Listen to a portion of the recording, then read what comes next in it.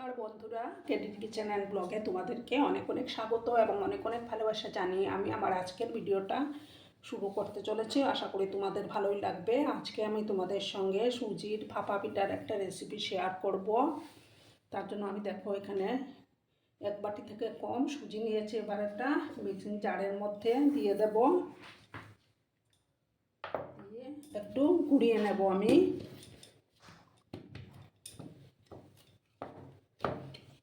ঠিক আছে বন্ধুরা, দেখো বন্ধুরা আমি গুঁড়িয়ে নিয়েছি। এবার আমি সমস্ত সুজিগুলো একটা বাটির মধ্যে নিয়ে নিলাম। এবার আমি এটার মধ্যে দুধ দেব।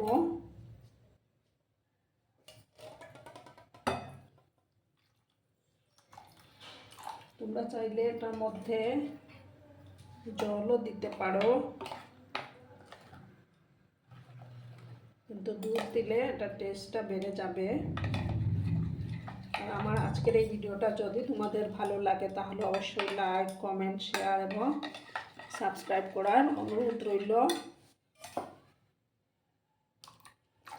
রুম টেম্পারেচারে থাকা দুধটাই আমি দিলাম। ভালো করে আমি দেখো মিক্স করে নিলাম।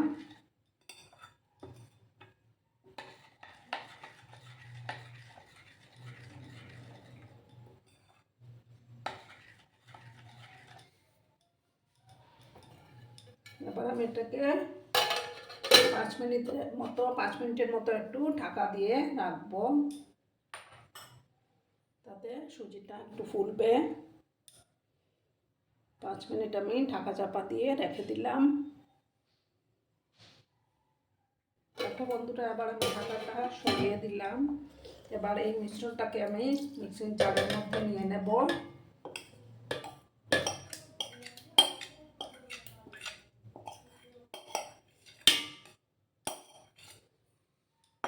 নিয়ে আমি আবার গ্রাইন্ড করে নিচ্ছি।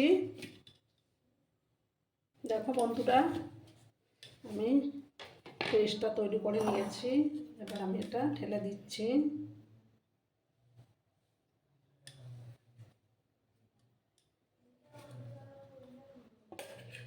সমস্ত মিশ্রণটাকে আমি ঢেলে দিলাম।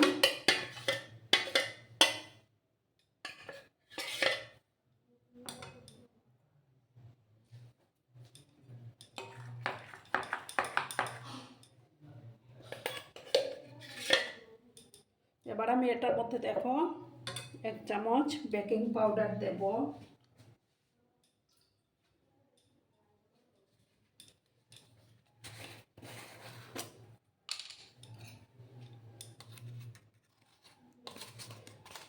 বেকিং পাউডারটা আমি দিয়ে দিচ্ছি। এই যে 1 চামচ বেকিং পাউডার আমি দিয়ে দিলাম। দিয়ে একটু দুধ আমি অ্যাড করে দেব।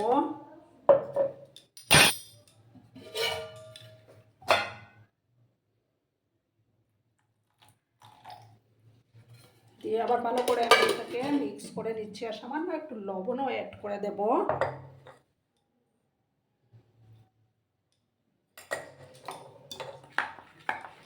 দেখো ভালো করে আমি এটা মিক্স করে নিচ্ছি।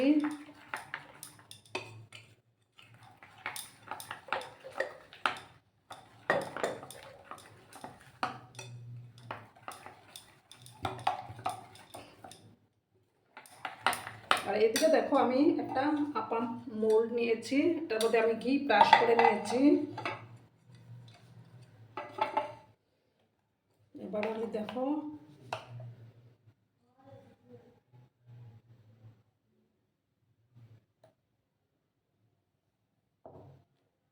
একটু একটু করে দেব আমি।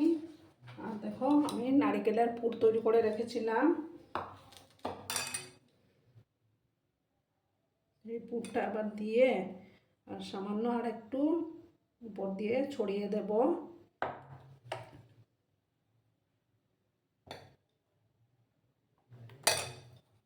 খেতে কিন্তু দুর্দান্ত হয় বন্ধুরা।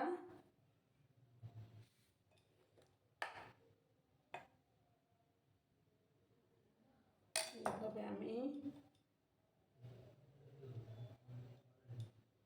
সমস্ত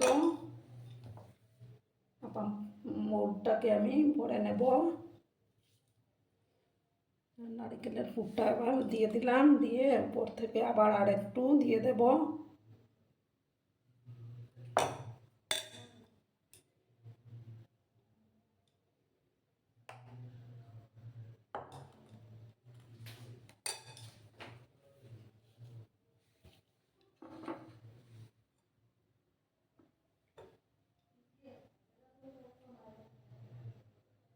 এইভাবে দেখো আমি সমস্তটা ভরে নেব।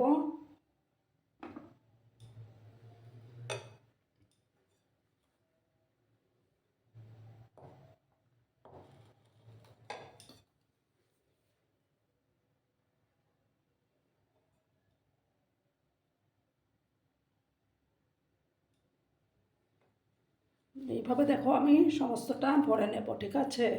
দেখো বন্ধুরা, আমি সমস্তটা ভর্তি করে নিয়েছি। এবার আমি একটা কড়ার মধ্যে জলও চাপিয়ে দিয়েছি। এবার আমি সেই জলের ভাপে এটা দিয়ে দেব। দেখো বন্ধুরা, জলটা ফুটে উঠেছে। এবার আমি এটা আস্তে করে বসিয়ে দেব, তারপর একটা ঢাকা দিয়ে দেব।